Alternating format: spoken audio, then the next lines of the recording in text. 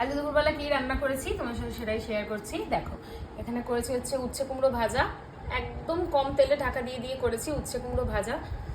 আর করেছি মাছের তেল, এই যে অল্প করে একটুখানি শুধু মানে মশলা দিয়ে ভেজেছি, আর কিছুই দিইনি। মাছের তেল, বাট মাছের তেলটা মনে হয় আজকে তিতো। আর এটা হচ্ছে চিচিঙ্গা করেছি, মানে একদম ভাজা ভাজা করে লাস্টে অল্প একটুখানি সর্ষের জল দিয়েছি, ব্যাস এটাই। চিচিঙ্গাটা খেতে না এইভাবে খুব ভালো লাগে, মানে নর্মাল ভাজার থেকে এইভাবে ভাজা ভাজা করে এই একটুখানি সর্ষে দিয়ে দিলে সুন্দর লাগে। আর এটা করেছে হচ্ছে রুই মাছ, তাই তো, হ্যাঁ রুই মাছের ঝোল আলু দিয়ে। এই যে দেখতে পাচ্ছ 3 পিস রুই মাছ করেছি, এরকম সাইজের পিস সব মিলিয়ে মিশিয়ে নিয়েছি। এই যে আলু দিয়ে রুই মাছের ঝোল পাতলা করেই করেছি।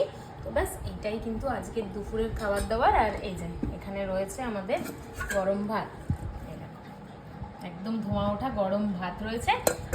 তো চলো খাওয়া দাওয়া করে নিই।